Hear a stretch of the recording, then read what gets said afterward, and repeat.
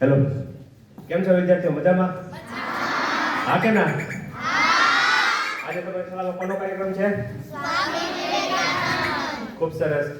તો સૌથી પહેલા તો આચાર્ય સાહેબનો ખૂબ ખૂબ આભાર, બધા શિક્ષકગણનો ખૂબ ખૂબ આભાર. કાગો જે દિવસે મળવા આવ્યો ત્યારે સાહેબ તો નતા, બીજા શિક્ષકો હતા, પણ આ બધાના સહયોગથી આ કાર્યક્રમ થયો છે અને સ્વામી વિવેકાનંદના આશીર્વાદથી. તો આ બધા શિક્ષકગણનો ખૂબ ખૂબ આભાર, મા સરસ્વતીનો આભાર. કાર્યક્રમની શરૂઆત કરીએ. તમને એવું થતું હશે કે તમારી શાળામાં આવો કાર્યક્રમ શું કામ, કોઈને એવો પ્રશ્ન થાય છે? હા કે ના? તો હું પણ જ્યારે તમારી જેમ શાળામાં હતો, બરાબર, હું હાવ ઠોઠ વિદ્યાર્થી હતો, હાવ છેલ્લે બેઠેલો હતો અને મારી શાળામાં 3 કલાકનો કાર્યક્રમ થયો, બપોરે 3 થી 6 નો. પણ મેં તમને કીધું હું હાવ ઠોઠ વિદ્યાર્થી હતો, મને કાંઈ કાર્યક્રમમાં ખબર પડી નહીં. અને કાર્યક્રમ કર્યો એટલે મને ખાલી એટલી ખબર પડી કે આ જે ભાઈ બોલે છે ને એમાં કાંઈક છે, સાચું છે ખોટું એ નથી ખબર. 9 વર્ષ પછી જ્યારે હું એન્જિનિયરિંગમાં આવ્યો ત્યારે 8 વાર નાપાસ થયો. કેટલી વાર? 8 વાર. પહેલી વાર, બીજી વાર, ત્રીજી વાર, ચોથી વાર, 8 વાર હું ગણિતમાં નાપાસ થયો. સમજાણું? પછી મને યાદ આવ્યું, મારી આમાં 2 જ રસ્તા હતા. એન્જિનિયરિંગમાં 48 વિષય આવે, દર 6 મહિને પરીક્ષા દેવાની હોય. તો આટલી બધી 2.5 વર્ષ સુધી નાપાસ થયો ને, 8 વાર હું ગણિતમાં નાપાસ થયો. પછી મને 2 જ રસ્તા હતા, કાં તો 1.5 વર્ષમાં હું બધા વિષય પાસ કરી નાખું, કાં હું ભણવા છોડી દઉં. એ દિવસે મને યાદ આવ્યું કે મારી શાળામાં સ્વામીજીનો કાર્યક્રમ થયેલો. કોનો કાર્યક્રમ થયેલો? સ્વામીજીનો કાર્યક્રમ થયેલો. અને 9 વર્ષ પછી મેં સ્વામીજીનું પુસ્તક વાંચ્યું, જીવન ચરિત્ર પેટીમાંથી કાઢ્યું અને વાંચ્યું અને મારું જીવન બદલાઈ ગયું. મને ખબર પડી કે જે સ્વામીજી કહે છે, જો આપણે એ રીતે શિક્ષણ મેળવીએ તો આપણે ફટાફટ અભ્યાસમાં પ્રગતિ કરી શકીએ. પછી હું જીવનમાં કોઈ નાપાસ નથી થયો. પછી મેં એમએસસી બીઈ મિકેનિકલ કર્યું, એમએસસી આઈટી કર્યું, બીએડ કર્યું, એમએડ કર્યું, પણ પછી હું જિંદગીમાં નાપાસ નથી થયો. આવું 8 વાર નાપાસ થઈ 2009માં. 5 વર્ષ પછી 2014માં આખા ગુજરાતમાં મારો નંબર આવ્યો.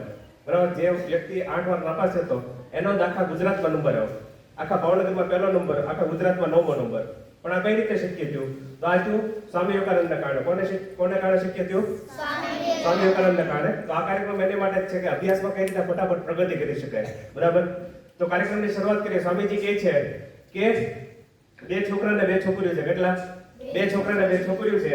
એક છોકરો કે છોકરી છે એને દુનિયાના બધા પુસ્તકો વાંચીને ગયા. બીજો છોકરો કે છોકરી છે એને ખાલી 5 જ વસ્તુ વાંચી. કેટલી?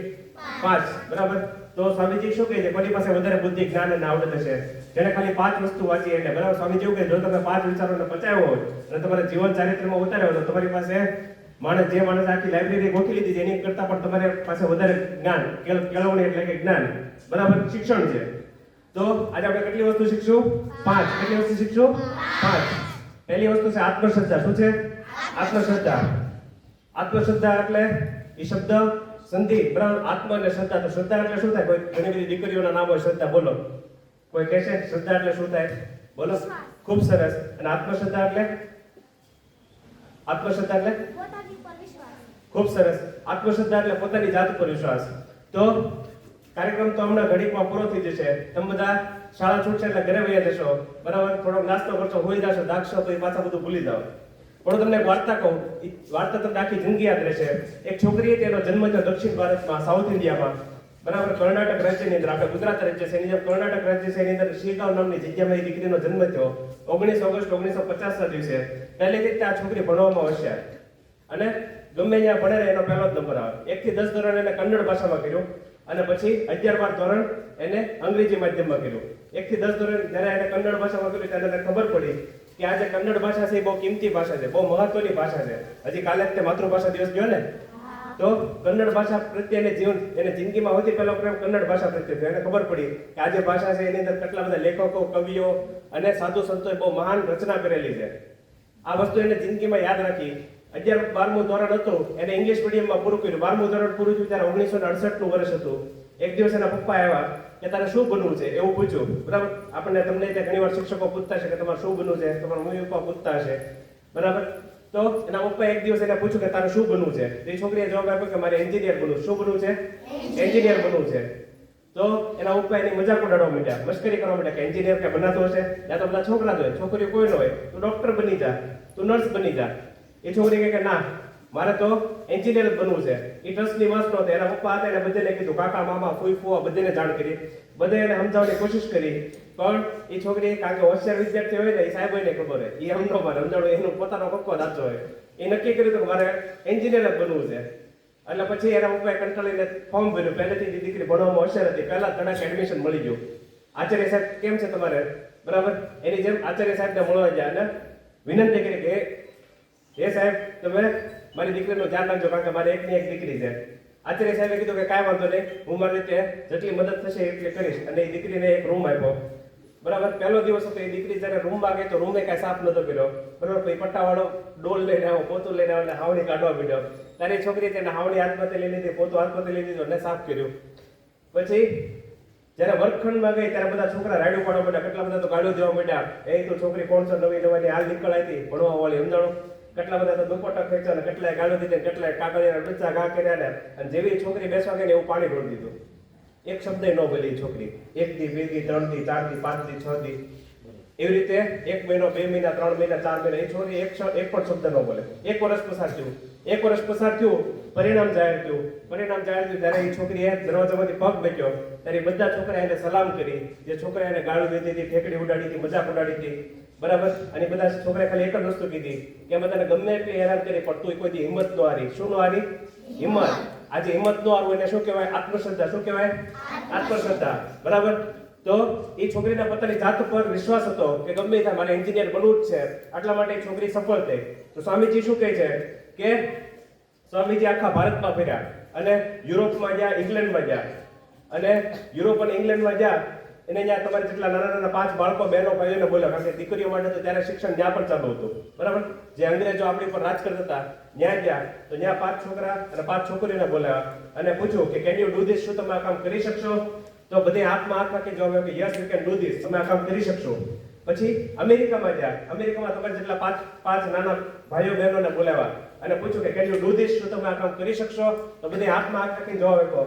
જ્યારે સ્વામીજી ભારતમાં આવ્યા, બરાબર, ભારતમાં આવ્યા અને 5 છોકરાને બોલ્યા. દીકરીઓ માટે શાળા જ નહોતી. દીકરીઓ માટે તો ખાલી મહારાષ્ટ્રની અંદર અમુક જગ્યાએ સાવિત્રીબાઈ ફૂલે શાળા ચાલુ કરેલી.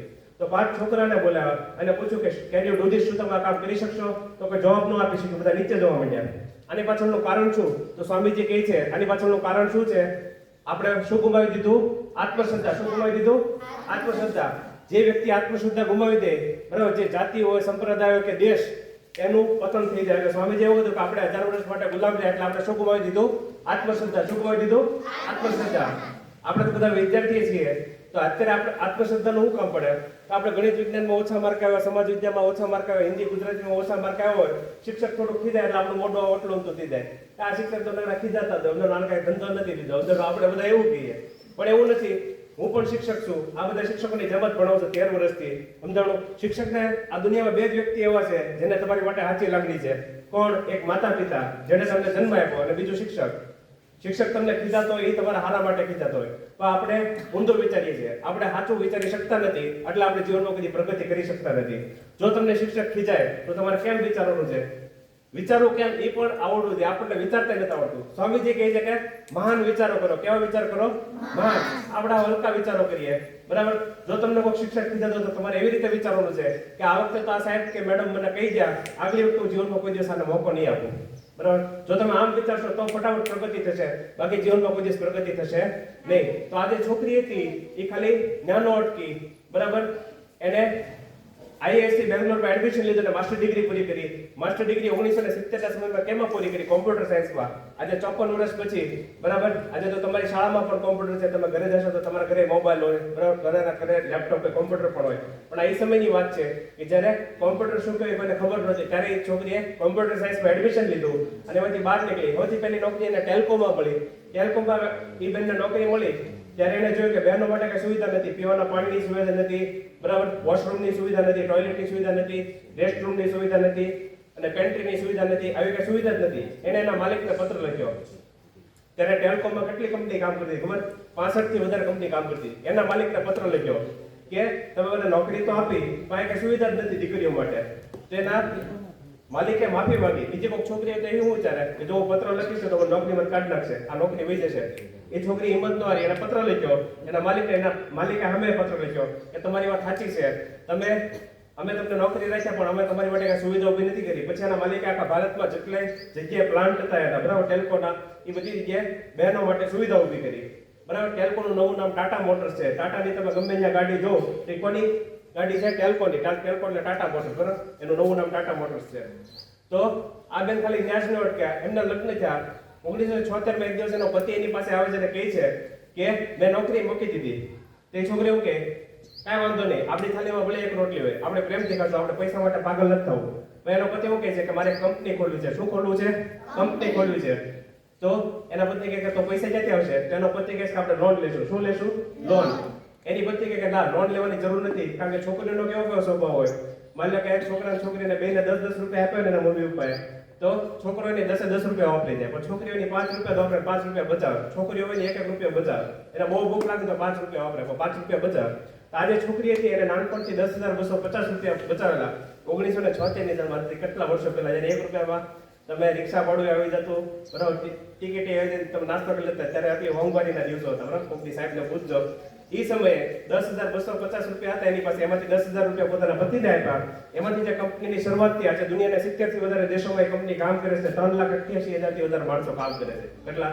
2,88,000 માણસોથી વધારે તો આપણા ભારત દેશમાં કામ કરે છે, અને બીજા જે 70 દેશો છે એમાં 1 લાખથી વધારે માણસો કામ કરે છે. તો કહેવાનો મતલબ એમ છે કે આ બધું કેને કારણે શક્ય થયું? આત્મશ્રદ્ધા. કેને કારણે? આત્મશ્રદ્ધા. પોતાની જાત ઉપર વિશ્વાસ હતો, આ શક્ય બને. ખાલી એટલું જ નહીં, પણ એ બેને પુસ્તકો લખે. મેં તમને કીધું કે છોકરીએ તેને સૌથી પહેલો પ્રેમ કરી સાથે થયો કન્નડ ભાષા સાથે.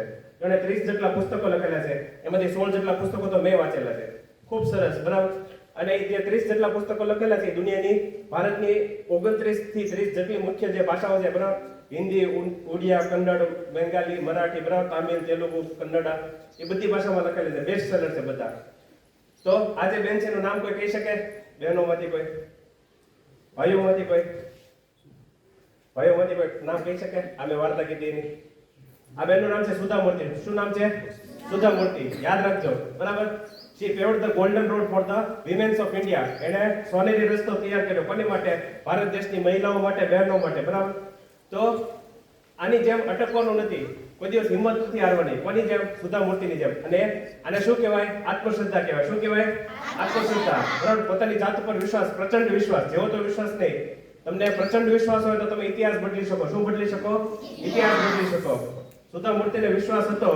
1996 ની સાલમાં એણે એક ફાઉન્ડેશનની સ્થાપના કરી, ઇન્ફોસિસ ફાઉન્ડેશન. એની જે કંપની છે એનું નામ છે ઇન્ફોસિસ, એના પતિનું નામ છે નારાયણ મૂર્તિ. 1996 ની અંદર એણે એક ફાઉન્ડેશનની સ્થાપના કરી, ઇન્ફોસિસ ફાઉન્ડેશન. અને દેશમાં કામ કરે છે. કોની માટે? તો જ્યાં શાળા પડી ગઈ તો ત્યાં શાળાનું મકાન બનાવી દે, લાઇબ્રેરી હોય તો પુસ્તકાલય બનાવી દે, બરાબર. અને બહેનો માટે ટોયલેટ નો તો ટોયલેટની સુવિધા, પીવાના પાણીની સુવિધા, બરાબર. અને આ બધે એવું કામ ઈ કરે છે. ભૂકંપ આવે તો ભૂકંપમાં રાહત આપવા માટે જાય બેન. પૂર આવ્યો તો પૂર પીડિતોને સહાય કરે. આવી રીતે ઘણી બધી બાબતમાં કામ કરે છે. હવે તમે બધા ખોખો કબડ્ડી રમો છો? હા કે ના? ખોખો કબડ્ડી રમતા હો, બરાબર. તમને સારું ઇનામ મળે તો તમને, એટલે સારું રમત રમો તો ઇનામ મળે ને, પહેલો, બીજો, ત્રીજો. હા કે ના? તેની જેમ જ્યારે ભારત દેશમાં સારું કામ કરો ને ત્યારે ભારત સરકારે તમને ઇનામ આપે. એમાં ચોથું સૌથી મોટું ઇનામ છે પદ્મશ્રી એવોર્ડ. ત્રીજો સૌથી મોટો એવોર્ડ છે પદ્મભૂષણ. બીજો સૌથી મોટો એવોર્ડ છે પદ્મવિભૂષણ. અને છેલ્લો સૌથી મહાનમાં મહાન એવોર્ડ છે ભારત રત્ન. 2006 ની સાલમાં ભારત સરકારે એને પદ્મશ્રીનો એવોર્ડ આપ્યો. 2023 ગયા વર્ષે જાન્યુઆરી મહિનામાં સુધા મૂર્તિને પદ્મભૂષણનો એવોર્ડ આપ્યો. અત્યારે એ 74 વર્ષના દાદી થઈ ગયા. અત્યારે એ શિક્ષક તરીકે ફ્રીમાં ભણાવે છે, બરાબર.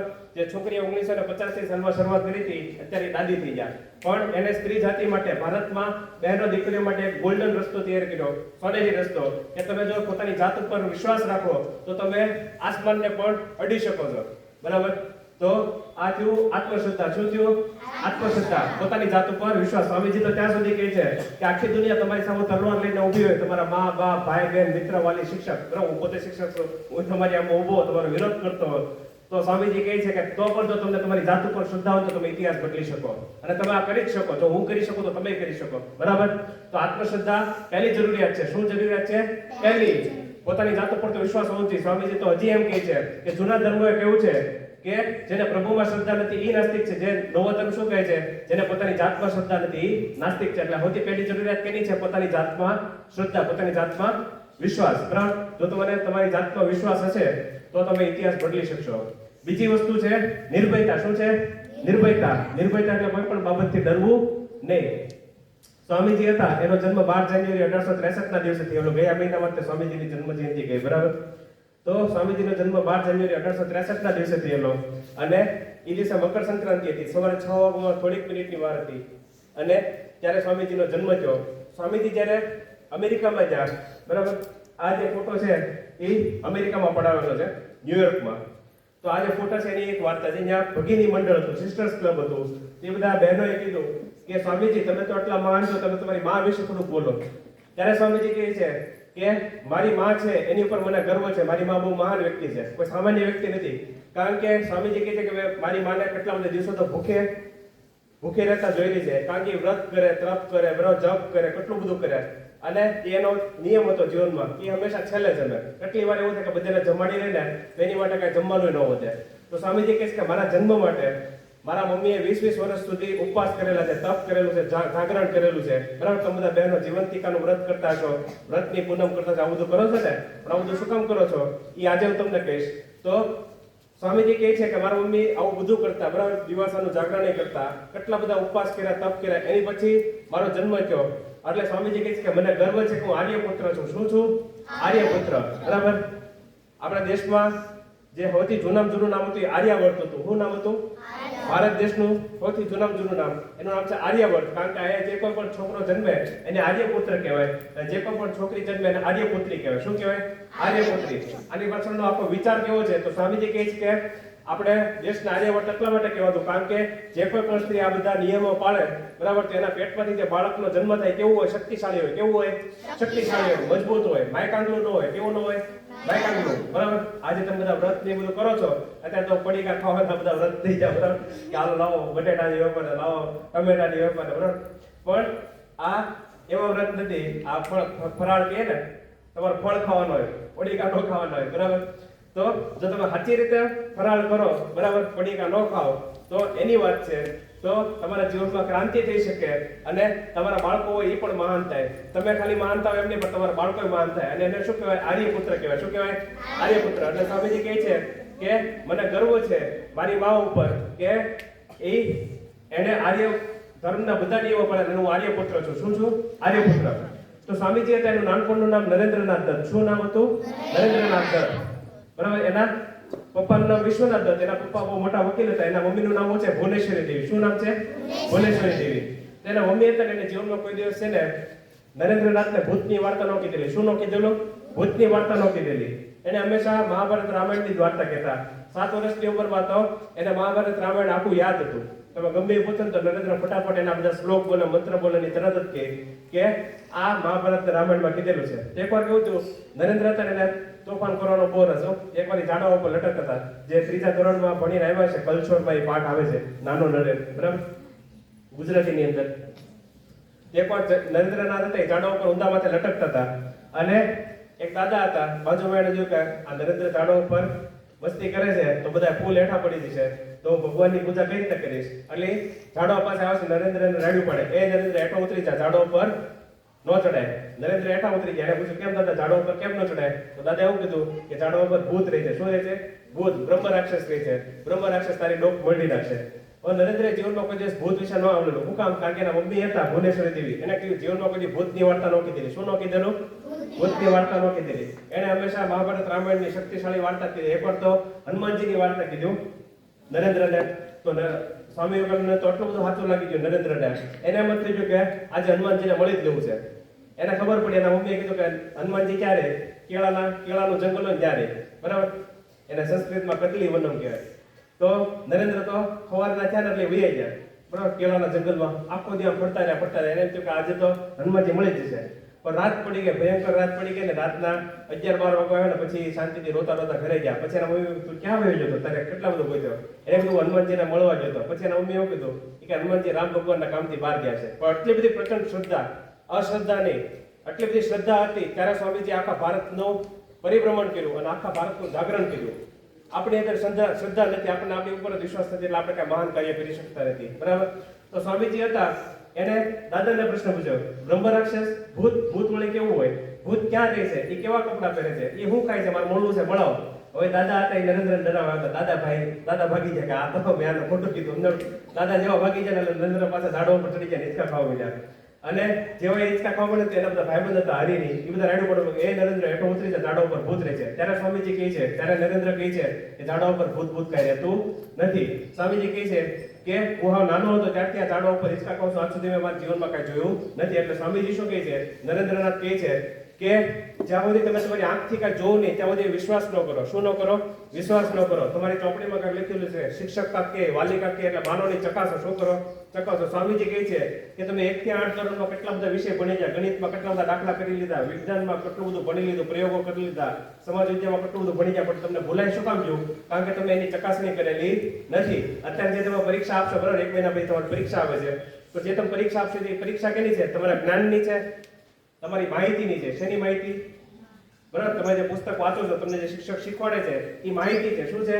માહિતી. એ જ્ઞાન નથી. સ્વામીજી કહે છે કે કોઈ પણ જગ્યાએ તમે કાંઈક પુસ્તક વાંચ્યું તે માહિતી છે, જ્ઞાન નથી. એ જ્ઞાનમાં ક્યારે પરિવર્તન થાય? જ્ઞાન હોય એ લાંબા સમય સુધી યાદ રહે, 50 વર્ષ, 100 વર્ષ. પણ એ જ્ઞાનમાં, માહિતી જ્ઞાનમાં કઈ રીતે પરિવર્તન પામે? જ્યારે એની ચકાસણી કરો ત્યારે. શું કરો? ચકાસણી કરો ત્યારે. આપણે ચકાસણી કરતા નથી એટલે આપણને વાંચેલું બધું ભૂલાઈ જાય. આપણને એમ થાય કે સાહેબે કાંઈક ભણાવ્યું હતું પણ બધું ભૂલાઈ ગયું છે. એની પાછળનું કારણ શું? કે સાહેબે જે તમને દાખલો કરાવ્યો ઘરે જઈને તમે દાખલો કોઈ દિવસ ગણવાની કોશિશ કરી નથી. તો જો જ્યારે તમે ચકાસણી કરશો ત્યારે તમને એ દાખલો કે પદ્ય કે ગદ્ય કે સુભાષિત કે જે કાંઈ પણ હોય એ તમને લાંબા સમય સુધી યાદ રહેશે. બરાબર. અને ચકાસણી તમે ક્યારે કરી શકો? જ્યારે તમે નિર્ભય હો ત્યારે. ક્યારે કરી શકો? નિર્ભય હો. બરાબર. તમે નીડર હો, ડરપોક હો, તો તમે જીવનમાં કોઈ ચકાસણી કરી ન શકો. અને ચકાસણી ન કરી શકો એટલે તમને જીવનમાં કોઈ જે માહિતી મળેલી હોય તમે જ્ઞાનમાં રૂપાંતરિત થાય નહીં. અત્યારે જો કેટલા વાગ્યા છે? 4:15 વાગ્યા છે. બરાબર. તમે બધા અહીંયા બેઠો છો, હું તમને જોઈ શકું, તમે મને જોઈ શકો કે નહીં? હા કે ના? પણ સવારના 4 વાગે બોલાવે, આ અંધારું હોય, બરાબર, અને ખાલી ઝાડુ હોય, થોડોક અવાજ થયો તો અડધા તો બેભાન થઈ જાય, ભૂત થયું અંધારું. કારણ કે આપણે એટલા બધા ડરપોક છીએ. અંધારું 4-5 જણાને તો ઉલટી થઈ જાય, 4-5 જણા તાવ આવી જાય, ટીંગા ટોળી કરીને દવાખાને લઈ જવા પડે. અંધારું શું કામ? કારણ કે આપણા મનમાં છે ને આટલો બધો ડર નાખી દીધેલો છે કે આપણે જીવનમાં કોઈ દિવસ નીડર બની નથી શકતા. અને સ્વામીજી શું કહે છે? સ્વામીજીને છેલ્લે કોકે પૂછ્યું, સ્વામીજીનો, બરાબર, સ્વામીજી કેટલા સમય જીવ્યા કોઈને ખબર છે? ખેર ખાય વાંધો નહીં, થોડી વારમાં આવશે. તો સ્વામીજી કહે છે કે નીડર બનો. શું બનો? નીડર. સ્વામીજીનો અંતિમ સમય હતો ત્યારે એના શિષ્ય પૂછે કે સ્વામીજી તમે આખા ભારત દેશને, આખી દુનિયાને એક જ વાક્યમાં સંદેશ આપવા માંગો છો, તો એ સંદેશ શું છે? ત્યારે સ્વામીજી કહે છે કે નીડર બનો. આખા ભારતને જો મારે ફરીથી સંદેશ આપો તો હું એક જ સંદેશ આપી કે નીડર બનો. જીવનમાં કોઈ પણ બાબતથી ડરવાની કોશિશ ન કરો. બરાબર. આ સ્વામીજીનો સંદેશ છે. તો સ્વામીજી શું કહેતા કે નિર્ભય બનો. શું બનો? નિર્ભય બનો. સ્વામીજી થોડાક મોટા થયા ત્યારે એને જવાબદારી આપી આખા ભારત દેશનું ઉત્કર્ષ કરવાની. તો સ્વામીજી ફરતા ફરતા કાશ્મીરમાં જાય. ક્યાં ગયા? કાશ્મીરમાં ગયા. કાશ્મીરમાં ગયા એટલે સામેથી વાઘ આવતો હતો. સ્વામીજીએ ભગવાનને પ્રાર્થના કરી કે હે ભગવાન, તમે જે મને કાર્ય આપેલું છે એ કાંઈ સફળ થતું એવું લાગતું નથી. બરાબર. એટલે આ વાઘની ભૂખ લાગેલી છે, મને ભૂખ લાગેલી છે. એટલે સ્વામીજી તે ઝાડવાના ટેકે બેસી ગયા. બરાબર. અને સ્વામીજીએ ભગવાનને પ્રાર્થના કરી કે હે ભગવાન, આ વાઘ ભલે મને ખાઈ જતો. સ્વામીજી ત્યાં બેસી રહ્યા. વાઘ થોડીક વારમાં આવ્યો ને વાઘ સ્વામીજીને સૂંઘીને વહી ગયો. આ ઘટના ઉપરથી ખબર પડે છે કે સ્વામીજી જીવનમાં કોઈ દિવસ ડરતા નહીં. હજી એક ઘટના છે. સ્વામીજી જ્યારે અમેરિકામાં હતા, અમેરિકામાં આવી રીતે એક વક્તવ્ય આપતા હતા ત્યારે સ્વામીજી બોલ્યા કે જેણે ભગવાનને જોયેલા હોય, જેણે ઈશ્વર દર્શન કરેલું હોય ને એને જીવનમાં કોઈ દિવસ ડર ન લાગે. તો અહીંયા બધા ભરવાડ હતા. બરાબર. કાઉબોયસ. એને કાઉબોયસ કહેવાય, આપણે ગુજરાતીમાં એના ભરવાડ કહીએ. તો એ બધા વિચારવા પડી ગયા કે સ્વામીજી બોલે છે, આપણે સ્વામીજીની પરીક્ષા લઈએ. એ બધા કાઉબોયસ એવું કીધું, સ્વામીજીને પોતાના ગામડામાં બોલ્યા અને કીધું કે સ્વામીજી અહીંયા ઉભા રહી જાઓ, આ ટીપડું છે એની ઉપર ઉભા રહી જાઓ અને વક્તવ્ય આપો. સ્વામીજી બોલવા માંડ્યા. એ બધા કાઉબોયસ, અમેરિકામાં કાઉબોયસ શું કરે? એ બધા ઘોડો રાખે, હાથમાં બંદૂક હોય, માથે ગોળ ટોપી પહેરે અને હોલ બૂટ પહેરેલા હોય. એ બધા સ્વામીજીને ઉભા રાખી દીધા અને એ લોકો દૂર વહી ગયા. દૂર વહી ગયા એટલે પછી બધા ગોળીઓ છોડવા માંડ્યા. અમુક ગોળીઓ કાન પાસેથી પસાર થાય, માથા ઉપરથી પસાર થાય, હાથ પાસેથી પસાર થાય, પગ પાસેથી, એવું 1 કલાક આવ્યો. બરાબર. સ્વામીજી તો ભાષણ આપતા રહ્યા. પછી જ્યારે ભાષણ પૂરું થયું ત્યારે બધા કાઉબોયસ આવ્યા અને તાળીઓ વગાડવા માંડ્યા અને ખાલી એટલું જ કીધું કે તમે જે બોલો છો એ કરીને દેખાડો. બરાબર. તમે સાચા, તમે વીર પુરુષ છો. કેવા પુરુષ છો? વીર પુરુષ. તમે જીવનમાં હકીકતમાં ડરતા નથી. એટલે નીડર બનો. સ્વામીજીનો શું સંદેશ છે? નીડર બનો. બરાબર. સ્વામીજી આવું કહેતા પણ એકવાર સ્વામીજીને ત્યાં અસમંજસ પડી ગયું. એકવાર સ્વામીજી ફરતા ફરતા શિર ભવાની માતાનું મંદિર છે ત્યાં ગયા. બરાબર. એ અયોધ્યા પાસે આવેલું છે, વારાણસીમાં. તો એક જ રસ્તો, મંદિરે જવાનો એક જ રસ્તો અને પાછા આવવાનો એક જ રસ્તો. એક બાજુ વંડી છે ને એક બાજુ તળાવ હતું. સ્વામીજીએ માતાજીના દર્શન કરી લીધા અને પાછા આવતા હતા ને તેની પાછળ વાંદરા પડ્યા. શું પડ્યા? વાંદરા પડ્યા. અને સ્વામીજી જીવનમાં ડરતા નહીં, પણ વાંદરા પાછા પડે તો હું કરું નહીં ખબર ન પડતી. તો સ્વામીજી ઝડપથી આવવા માંડ્યા. ને તો વાંદરા ઝડપથી આવવા માંડ્યા. તો સ્વામીજી દોડવા માંડ્યા તો વાંદરા દોડવા માંડ્યા. અંધારું. તો આ બધું છે ને 80-90 વર્ષના દાદા હતા ને જોતા હતા. એણે હું કીધું, સ્ટોપ એન્ડ ફેસ ધ બ્રૂટ્સ. ઉભા રહો અને દુષ્ટોનો સામનો કરો. બરાબર. અને પછી સ્વામીજી મેં તમને કીધું ને કે આ ફોટો ક્યાંનો છે? અમેરિકાનો, ન્યુયોર્કનો, બરાબર. ત્યાં ભગીની મંડળ હતું, ત્યાંનો આ ફોટો છે. ત્યાં સ્વામીજીએ ફોટો પડેલો. પણ આ ફોટાની વાર્તા હું તમને કહું છું. સ્વામીજી આવી રીતે ઉભા રહ્યા અને બધા વાંદરાની આંખમાં આંખ નાખીને જોયું અને બધા વાંદરા ગુમ થઈ ગયા. આ ઘટના ઉપરથી સ્વામીજી શું કહેવા માંગે છે કે જ્યારે તમારા જીવનમાં ભયંકર મુશ્કેલી આવે, શું આવે? ભયંકર મુશ્કેલી આવે, બરાબર, તકલીફ આવે, ત્યારે એનાથી ભાગવાની કોશિશ ન કરો, પણ એનો સામનો કરો. શું કરો? સામનો કરો. આપણે કેવું થાય કે જો 10 વર્ષ મેં ગણિત વિજ્ઞાન ભણાવ્યું, 2 વર્ષથી કોમ્પ્યુટર ભણાવું, સમજાણું.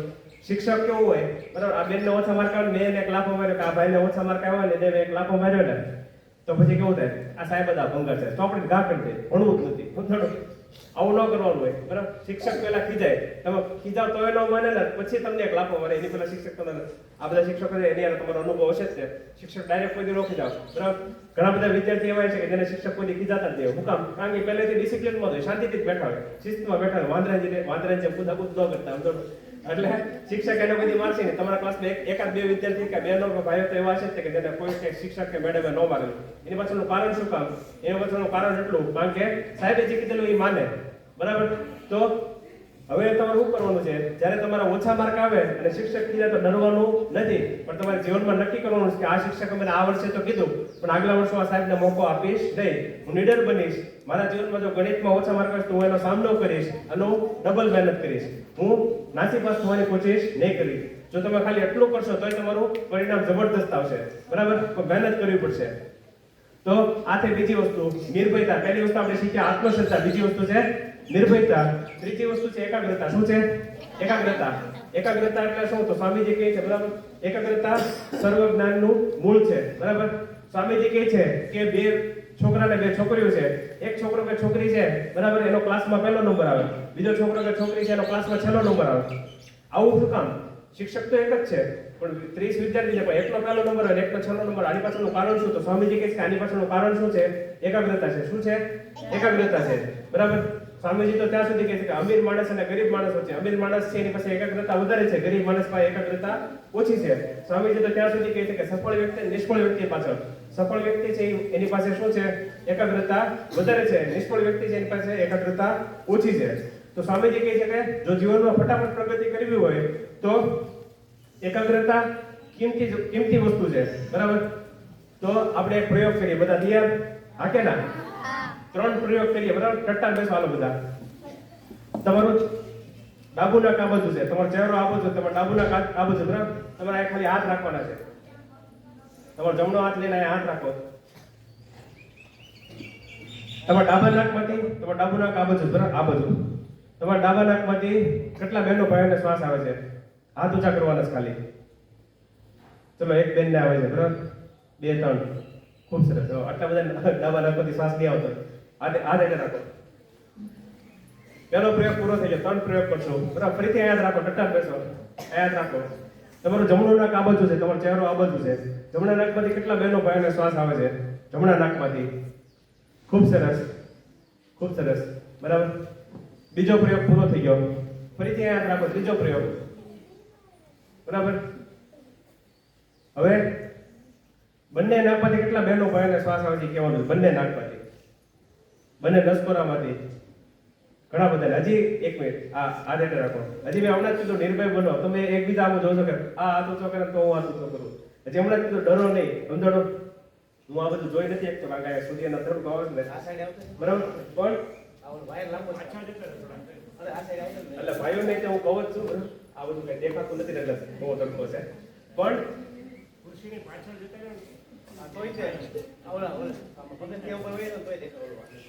તો આપણે પહેલો પ્રયોગ કર્યો, બરાબર. આ બસ આ રીતે પહેલો પ્રયોગ કર્યો, બરાબર. તમે યાદ રાખજો, તમારો ડાબુ નાક આ બાજુ છે, ડાબુ નાક આ બાજુ છે. તો એનો મતલબ શું થાય? ડાબા નાકમાંથી જ્યારે શ્વાસ આવતો ત્યારે તમારું શરીર શું છે? થાકી ગયું હોય. શું હોય? થાકી ગયું હોય. એટલે આટલા બધા હાથ ઊંચો કર્યો, આટલા બધા ડાબા, આટલા બધા તમે થાકી ન જાઓ, બરાબર. તમે કાંઈ 10-15 કિલોમીટર દોડવા ન થઈ જાય. ક્લાસરૂમમાં સાહેબે તમને ભણાવતા હતા, બસ એટલું જ હતું, બરાબર. આપણે કાંઈ બહુ ભયંકર મહેનતનું કામ નથી કર્યું કે આપણે આખી સ્કૂલ આપણે બનાવી નાખીએ, એમનો આપણે એવું કાંઈ નથી કરેલું. એટલે એટલા બધા તમે થાકી ન જાઓ.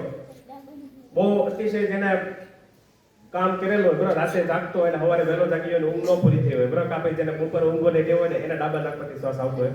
તો આ પહેલો પ્રયોગ હતો. પછી બીજો પ્રયોગ કર્યો, તમારા જમણા નાકમાંથી શ્વાસ આવતો હોય તો સ્વામીજી કહે છે કે જ્યારે જમણા નાકમાંથી શ્વાસ આવતો હોય બરાબર, ત્યારે આપણું શરીર કેવું હોય? શક્તિશાળી હોય. કેવું હોય? શક્તિશાળી હોય. કામ કરવાનો સમય છે, આરામ કરવાનો સમય નથી, બરાબર. પાડો જોયેલો છે? પાડો ઓકે હાલો, પાડો જોયેલો છે. બાકી અજેવાડે શહેરમાં આવી ગયો ને એમ વાહન જ હાલતા હોય. સમજાણું? ગામડામાં કીધું તરત ખબર પડે, શહેરમાં કોઈ ખબર ન પડે. શહેરમાં કોઈને પૂછ્યું કે દૂધ ક્યાંથી આવે તો અમૂલની થેલીમાંથી. એટલે શહેરમાં તો બધા વિદ્યાર્થીને સમજણ અઘરું પડી જાય. પણ ખેર કાંઈ વાંધો નહીં, તમને બધાને ખબર છે પાડો હોય ને એ શું કરે? પાણીમાં પડ્યો હોય ને કાંઈ કામ કરે? પછી બીમાર પડે નહીં. સ્વામીજી એવું કહે છે કે આપણે માણસ છીએ. શું છીએ? માણસ, મનુષ્ય છીએ. ભગવાને આપણને માણસ તરીકે જન્મ આપ્યો છે તો કામ કરવાનું છે. શું કરવાનું છે? કામ કરવાનું છે. મોટા ભાગના માણસો, આપણા દેશમાં સૌથી મોટો રોગ શું છે ખબર છે તમને? આપણા દેશમાં સૌથી મોટો રોગ હોય ને તો કામ ચોરી. કોઈને કામ જ નથી કરવું. બધાને એમ જ છે કોઈ જાગું એટલે મારા ગાડલાની બાજુમાં કે મારા બેડની બાજુમાં 1 કરોડ પડે ને રાતોરાત કરોડપતિ થઈ જાય. અમને બધાને એમ જ છે આ દેશમાં કોઈને કામ જ નથી કરવું, બધા કામ ચોર છે. સ્વામીજી કહે કે આ સૌથી મોટો રોગ છે. જે પ્રજા એવું માનતી હોય કે હું કઈ કામ કર્યા વગર અમને પૈસા મળી જાય એ દેશ કોઈ પ્રગતિ ન કરી શકે. એટલે સ્વામીજી કહે છે કે આપણે એવું કામચોર, આપણે જાનવર નથી બનવાનું. આપણે માણસ છીએ. ભગવાન આપણને માણસનો જન્મ આપ્યો તો કામ કરવાનું છે. કામે કરવાનું છે. તમે બીમાર પડશો પણ એની કાંઈ એટલી બધી ચિંતા કરવાની નથી. એકવાર સ્વામીજી ફરતા રાજસ્થાનમાં ગયા, જયપુર પાસે. તો ત્યાં એક ભાઈ હતા. સ્વામીજી એને ત્યાં રોકાણો, એને બહુ વિનંતી કરી કે સ્વામીજી તમે મારા ઘરે રોકાવો. સ્વામીજી ત્યાં રોકાણા. એને જોયું સ્વામીજી સવારે 4 વાગે જાગી જતો. એ આખી જિંદગી સવારે 4 વાગે જાગતા સૌથી પહેલા. સ્વામીજીએ જોયું કે આ ભાઈ તો સવારે 10 ડિગ્રી ખાય છે, બપોરે 10 ડિગ્રી ખાય, સાંજે 10 ડિગ્રી ખાય. સ્વામીજી એક બે દી જોયું, સીધું રહું જો એ બીજા દિવસે હોય તો હવે આ 10 ડિગ્રી કેની ખાવ છો? બોલો કે થોડું મને માથું દુખે છે, થોડું પેટ દુખે છે, થોડું પગ દુખે છે. સ્વામીજી કે તમને કાંઈ થયું નથી, આ બધા ટીકડા બીકડા ઘા કરી દો, સવાર બપોર આ થોડુંક હાલી આવો અને થોડુંક કસરત કરો, તમારું શરીર શક્તિશાળી બનશે. એટલા માટે સ્વામીજી કહે છે કે તમે ભગવદ્ ગીતા વાંચોથી ફટાફટ પ્રગતિ નહીં કરી શકો, બરાબર. આપણે બહુ કૃષ્ણ ભગવાનને પ્રેમ કર્યો. કયા કૃષ્ણ ભગવાનને? કે જે વાંસળી વગાડતા હોય, બરાબર. એના કારણે આપણે બધા કેવા થઈ ગયા? પાયલા જેવા. એટલા માટે સ્વામીજી કહે છે કે જો આપણે કૃષ્ણ ભગવાન પાસેથી કંઈ શીખવાનું તો કયા કૃષ્ણ ભગવાન? કુરુક્ષેત્રમાં જે કૃષ્ણ ભગવાન હતા, જેને પ્રચંડ શક્તિ દેખાડી અને જે શક્તિશાળી હતા, આપણે એ કૃષ્ણ ભગવાન પાસેથી શીખવાનું છે, બરાબર. આપણે વૃંદાવનની વાંસળી બહુ સાંભળી લીધી. સ્વામીજી કહે કે એને થોડા વર્ષો માટે ભૂલી જાઓ, આપણે શક્તિશાળી બનો. શું બનો? શક્તિશાળી બનો. એટલા માટે સ્વામીજીએ ચોખ્ખું કહી દીધું. આ સાંભળીને તો કેટલા બધાને એમ જ થઈ ગયું કે સ્વામીજી છે એ બધા આડીવળી વાત કરે. પણ સ્વામીજીની વાત સાચી છે. આપણે બધા કેવા છીએ? માયકાંગલા છીએ અને આપણે ભગવદ્ ગીતા વાંચીને કાંઈ શીખી શકતા નથી. તો સૌથી પહેલા તમારું શરીર કેવું બનાવવું પડે? શક્તિશાળી બનાવવું પડે. કેવું બનાવવું પડે? શક્તિશાળી બનાવવું પડે. પોટલો જોયેલો? પોટલો હા કે ના? પોટલામાં પગ પડે શું થાય? બગડે ને? લાફો મારો શું થાય? હાથ બગડે ને? લાફો મારો તો શું થાય? હાથ બગડે ને? કે હાથમાંથી સોનું નીકળે? હાથ બગડે ને? પણ આ દિવાલ છે, બરાબર. દિવાલ છે, આ દિવાલ છે ને હું લાફો મારો શું થાય? વાગે ને? કારણ કે દિવાલ કેવી છે? કેવી છે? મજબૂત છે. કેવી છે? તો તમારે કેવા બનવાનું છે? કે પોદલા જેવા? મજબૂત બનવાનું છે, બરાબર. એટલા માટે સ્વામીજી કહે છે કે આપણને શેની જરૂર છે? લોખંડી માંસપેશી અને પોલાદી જ્ઞાનતંતુની. શેની જરૂર છે? લોખંડી માંસપેશી અને પોલાદી જ્ઞાનતંતુની જરૂર છે. આપણે માયકાંગલા બની ગયા, આપણે શક્તિશાળી બનવાની જરૂર છે. શેની જરૂર છે? શક્તિશાળી બનવાની જરૂર છે. તો શક્તિશાળી બનવા માટે શું કરવું પડે? લાડવા પેંડા ખાવા પડે, તો ઘી ગોળ ખાવો પડે, તો બરફી ખાવી પડે, તો દાળ ભાત ખાવા પડે, કે કસરત કરવી પડે, બરાબર. તો જ્યારે જમણા નાક પછી શ્વાસ આવતો હોય, શિક્ષક કહે કે દોડો, તો દોડવાનો, બે નથી રહેવાનું. તો એવું હોય ને એને એમ થાય કે હાલને હું સાહેબને પૂરક બનાવું, સમજાણું. બે કે સાહેબ આ પગ બહુ દુખે છે, તો એને શિવ ભગવાને ન બચે, સમજાણું. એટલે સ્વામીજી કહે છે કે ઉદ્ધરે આત્મનો વસાદે આત્મનો બંધુર આત્મે વિપુર આત્મનો. જે વ્યક્તિ પોતાની જાતને મદદ કરે છે એ જ પોતાની જાતને હકીકતમાં મદદ કરે, બાકી આ દુનિયામાં કોઈ મદદ કરતું નથી. જો પરીક્ષા તમારે દેવાની હોય, પેપર તમારે લખવાનું, તો શિક્ષક તમારી માટે કાંઈ પેપર નથી લખવાનો. આ વસ્તુ તમારા દિમાગમાં સેટ કરી નાખો. જો પરીક્ષા તમારે દેવાની છે, પેપર તમારે લખવાનું, તો મહેનત એ તમારે જ કરવી પડશે. આપણે બધા કેવું કરીએ? જ્યારે જમણા નાકમાંથી શ્વાસ આવતો હોય, તમારું શરીર શક્તિશાળી હોય, શિક્ષક દાખલા ગણાવતો હોય, આપણે પેન ઉપાડીને દાખલા નથી ગણતા. તમને જે સરકારે પેન આપેલી છે, નોટબુક આપેલી છે, એની આરતી ઉતારવા માટે નથી આપેલી. સમજાણું કે આજે પેન છે એની આરતી ઉતારું, એની આરતી નથી ઉતારવાની. એ જે શિક્ષક તમને દાખલા ગણાવતો હોય ત્યારે પેન ઉપર ખાલી લખવાનું છે. આપણે તો શું કરીએ? શિક્ષક હોય કે મેડમ હોય ને અહીંથી હોમવર્ક આપે, ઘરકામ આપે. આપણે શું કરીએ? સીધો ઘરે જઈને થેલાનો આમ ઘા કરીએ પાકિસ્તાનમાં હમણાં બે આ રમવા વહી જાય, ક્રિકેટ રમવા વહી જાય, ફૂટબોલ રમવા વહી જાય, સાયકલ નકલવા વહી જાય, પછી બીજા દિવસે 10:30 થાય ને તો આપણે થેલો ગોતો પડે ખૂણામાંથી ક્યાં વહી ગયો થેલો અંદરો. પછી મેડમ કે સર ઊભા કરે કે હે ભાઈ એ બેન તે હોમવર્ક કર્યું? ના સાહેબ મેં તો કર્યું નથી. પછી શિક્ષકો તમારી આરતી ઉતારે કે ના ભાઈ આ દીકરીએ તો બહુ મહાન કામ કર્યું છે, લાવો આનો ફોટો છપાવીને લગાડી દો દિવાલ ઉપર. એવું કોઈથી થવાનું નથી. સમજાણું? શિક્ષકને ખબર છે, પણ શિક્ષક છે એની પાસેથી તો તમે બધા એમ કહો કે આ શિક્ષક આ કરાવતા જ નથી, પછી શિક્ષક તમને કામ કરાવે? તમારે 0 માર્ક આવેલા હોય બરાબર, શિક્ષક તમને ક્યારે મદદ કરશે એવું તમને કહે. હું પોતે શિક્ષક છું, આ બધા શિક્ષકો તમને નહીં કહે બરાબર. શિક્ષકોના અમુક ગુપ્ત નિયમ હોય. સમજાણું? આ ગુપ્ત નિયમો આજે તમને કહું છું. કેવું થાય, તમારે 0 માર્ક આવેલા હોય બરાબર, તો પણ તમે શિક્ષક તો પાસેથી મદદ લઈ શકો. ત્યારે તમને શિક્ષકે દાખલો આપ્યો, તમને શિક્ષક કે જે દાખલો આપે ગણતા આવડતું નથી, પણ જો તમે ઘરે જઈને દાખલો ગણવાની કોશિશ કરી હોય 1 વાર 2 વાર 3 વાર 4 વાર 5 વાર બરાબર, તમને આવડતું નથી, શિક્ષકને ખબર છે કે આ ઠોઠ વિદ્યાર્થી છે અને 0 માર્ક આવેલા છે, પણ જો તમે 5 વાર મહેનત કરેલી હશે ને તો શિક્ષક ખુરશીમાંથી ઊભો થશે અને તમને મદદ કરાવશે. શિક્ષકનો અને વિદ્યાર્થી જે શિક્ષણનું જે કામ છે ને એ 2 રસ્તાવાળું છે. એક ડગલું તમે હાલશો તો શિક્ષક 10 ડગલા હાલશે, 2 ડગલા તમે હાલશો તો શિક્ષક 20 ડગલા હાલશે, પણ તમારે પહેલું ડગલું હાલવું પડશે. તમે 1 ડગલું હાલશો તો શિક્ષક 10 ડગલા હાલશે. તમે કઈ કરતા નથી બરાબર, પછી તમે કહો આ સાહેબ તો કઈ કરાવતા નથી, હું કામ કરાવ? તમે એક પેન ઉપાડીને લીટો નથી કરતા બરાબર. તમે શોભાના ગાંઠી જે પહેલા ધોરણમાં મૂકી ને 8મા ધોરણ સુધી પહોંચાડી દો કે આ તો આપણે હજી એમને કોરેપરી મૂક છે ભાઈ, છેલ્લા પાને ખાલી લીટોડા કરેલા હોય. એમાં કે આપણે પ્રગતિ કરી શકતા નથી. હું કેટલા એવા વિદ્યાર્થીને વળેલો છું કે જેને ક ખ ગ હરખું લખતા ન આવડતું, 10મા ધોરણમાં પહોંચી ગયા, નામે હરખું લખતા ન આવડતું. આની પાછળનું કારણ શું છે? આની પાછળનું કારણ એ છે કે વિદ્યાર્થી છે ને એ આળસમાં ગરકાવ થઈ ગયા છે. તો સૌથી પહેલા તો તમારી જાતને જાગૃત કરવી પડશે બરાબર. તો શિક્ષક જ્યારે જમણા નાકમાંથી શ્વાસ આવતો હોય ત્યારે કામ કરવાનો સમય છે. કેનો સમય છે?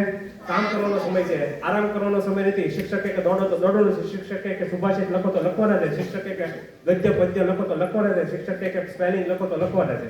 બેસી રહેવાનું નથી. અને ત્રીજો પ્રયોગ બરાબર, ત્રીજો પ્રયોગ જ્યારે બંને નાકમાંથી શ્વાસ આવતો તેનો મતલબ શું છે? એનો મતલબ એમ છે કે તમારું મન છે એકાગ્ર થયું છે. શું થયું છે? એકાગ્ર થયું છે. હું અત્યારે જે બોલું છું એની ઉપર તમારું ધ્યાન છે, જેના 2 નાકમાંથી શ્વાસ આવે છે એને, બાકી કોઈનું અહીંયા ધ્યાન નથી. બાકી બધા એમ બેઠા હતા કે આ સાહેબ ચારના બોલ કરે છે, જાય તો સારું આપણે ઘરે ભાગવું છે. સમજાણું? કેટલા બધા એમ જ વિચારતા હોય.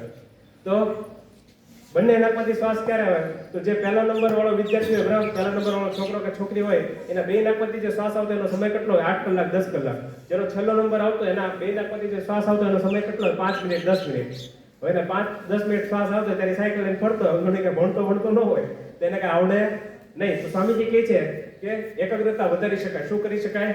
એકાગ્રતા વધારી શકાય. એની માટે શું કરવું પડે? નાડી શુદ્ધિ કરવી પડે. શું કરવું પડે?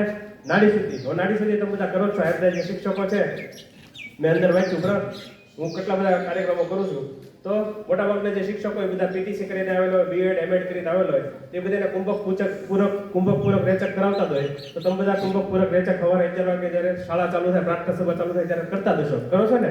હા કે ના? તમને ઘણી વાર એમ થાય કે આ સાહેબ નવરા લાગે, આખો દી કુંભક પૂરક રેચક જ કરાવે. સમજાવો? તો સાહેબ નવરા નથી, સાહેબ તમારી પ્રગતિ માટે મહેનત કરે છે બરાબર. પણ કુંભક પૂરક રેચક કરવાથી શું થાય એ તમને આજે શીખવાડીશ. તો બધા ટટ્ટાર બેસવા લો. ટટ્ટાર બેસો અને તમારો જમણો અંગૂઠો છે ને જમણા નાક ઉપર રાખો. જમણો અંગૂઠો જમણા નાક ઉપર રાખો. આપણે કુંભક પૂરક રેચક તો કરીએ છીએ પણ સિસ્ટમેટિક બરાબર, વૈજ્ઞાનિક રીતે. તો ડાબા નાકથી શ્વાસ લેવાનો છે 4 સેકન્ડ માટે બરાબર. ડાબા નાકથી શ્વાસ લેજો બરાબર 4 સેકન્ડ માટે. પછી 2 નાક બંધ. પછી જમણા નાકથી શ્વાસ છોડવાનો. પછી જમણા નાકથી શ્વાસ લેવાનો. પછી 2 નાક બંધ. પછી ડાબા નાકથી શ્વાસ છોડવાનો. આ 1 માળા પૂરી થઈ. હાથે રાખો. આ 1 માળા પૂરી થાય. 4 માળા કરવાની. કેટલી? 4 માળા કરવાની. 1 માળા પૂરી કરતા 24 સેકન્ડ લાગે. 4 માળા પૂરી કરતા 1 મિનિટ ને 36 સેકન્ડ લાગે. 96 સેકન્ડ એટલે 1 મિનિટ ને 36 સેકન્ડ. આમાં તમારે 1 રૂપિયા દેવાનું નથી. તમે બધા ક્રિકેટ જોશો? હા કે ના? क्रिकेट जोता हूँ बच्चे जाहिरात है, मैंने अपने बेटे के लिए बूस्ट खरीदा, मैंने अपने बेटे के लिए हॉर्लिक्स खरीदा, मेरा बेटा पहला आ गया. सच्ची माँ की पसंद बॉर्नविटा, सच्ची माँ की पसंद बूस्ट, सच्ची माँ की पसंद हॉर्लिक्स. ये वो जोएलुस पे थी.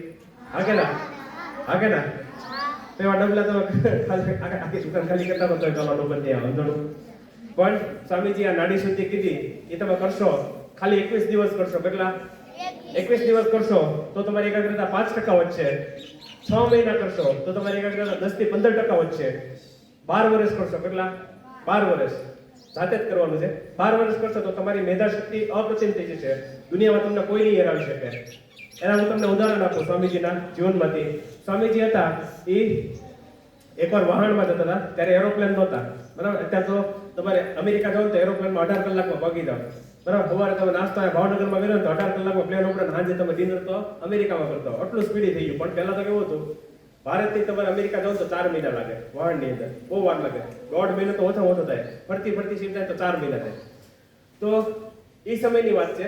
સ્વામીજી વહાણમાં હતા અને વહાણમાં આખા ભારતના ખાલી 2 જ વ્યક્તિ હતા વહાણની અંદર અમેરિકા જવા માટે. તો સ્વામીજી તો સવારે 4 વાગે જાગતા અને કેપ્ટન હોય ને, શિપનો કેપ્ટન, કપ્તાન, આપણે ગુજરાતીમાં કપ્તાન કહીએ, ઇંગ્લિશમાં કેપ્ટન કહેવાય. એવું કરે, સવારે 6 વાગે શિપ ઉપાડે અકાલે, બરાબર, દરિયામાં. તો સવારે 6 વાગે જેથી શિપ ઉપાડે ત્યાંથી છાપું ખરીદી લે. તો એને છાપું એ દરરોજ છાપું ખરીદતો. સ્વામીજી સૌથી પહેલા વાંચી નાખે, કારણ કે એના વહાણ અકાલોનું હોય તો છાપું એમ ન પડ્યું તો સ્વામીજી છાપું વાંચી નાખે. તો સ્વામીજી તો છાપું વાંચી નાખે, પણ એ વહાણમાં મેં તમને કીધું ને 2 ભારતવાળો, બીજો ભારતવાળો હતો. એ છાપું માંગવા જવું કેપ્ટન પાસે. તો ઓલા કેપ્ટન એવું કીધું કે ઉપર ડેક હોય ને, આપણે કેવા બ્લોક નાખેલા છે, એની જે વહાણ હોય ને એમાં આવું હોય, પણ એને ડેક કહેવાય. કેપ્ટન એવું કીધું કે ડેક ઉપર જઈને નહીં વાંચતો, નીચે જઈને વાંચ. ડેક ઉપર આટલો બધો પવન આવતો છે ને છાપું ઉડી જાય. ઓલા નીચે જઈને ગરમી થતી હતી, એ પાછો ઉપર ગયો, સમજાણું. એને જ્યાં છાપો તો છાપું ઉડી ગયો.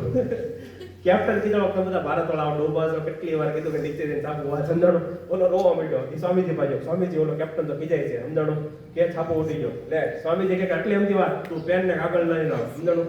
સ્વામીજી પાસે ઓલો પેન ને કાગળ લઈને ગયો અને સ્વામીજી આખું છાપું લખીને, લે હવે મોજ કર, વાંચ્યા કર આખી જિંદગી, સમજાણું. એટલે સ્વામીજીએ તો ખાલી એક જ વાર છાપું વાંચેલું, પણ એને આખું છાપું લખી નાખ્યું. એકવાર સ્વામીજી ફરતા મધ્યપ્રદેશમાં ગયા. મધ્યપ્રદેશમાં એક ભક્તને ઘરે રોકાણા. તો એ ભક્ત હતા એને પિકનિક પેપર્સ બહુ ગમતા. એક જૂનું ઇંગ્લિશ મેગેઝિન છે, તમે જિંદગીમાં પહેલી વાર નામ આવ્યું છે. તો એને ખાલી સાંભળ્યું હતું કે મારે પિકનિક પેપર્સ છે ને એમાંથી મારે આ લેખ વાંચવો છે. સ્વામીજી મોટે એને સંભળાવી દે આખો લેખ. ઓલો વિચારવો પડ્યો કે સ્વામીજીને કઈ રીતે ખબર, પણ સ્વામીજીની મેધા શક્તિ હતી અપ્રતિમ હતી. એકવાર જે વાંચીને એને જિંદગીમાં પછી બધી ભૂલાઈ ગઈ. એકવાર સ્વામીજી ફરતા અલવર ગયા. ક્યાં ગયા? અલવર ગયા. તો અલવરના રાજા સામે ઉભા હતા, બરાબર. અને સ્વામીજી અહીંયા બેઠા હતા. સ્વામીજીમાં 3 પુસ્તકો પડેલા.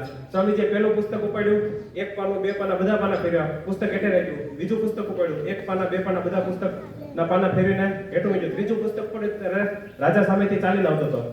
રાજાએ સ્વામીજીને પૂછ્યું, સ્વામીજી તમે શું ગોતો છો? તમે કહો હું તમને મદદ કરું. ત્યારે સ્વામીજી કહે છે કે હું કઈ ગોતતો નથી, હું પુસ્તક વાંચું છું. શું વાંચું છું? પુસ્તક વાંચું છું. તો રાજા વિચારવા પડ્યો, કોઈ માણસ એટલું ઝડપથી પુસ્તક થોડું વાંચી શકે?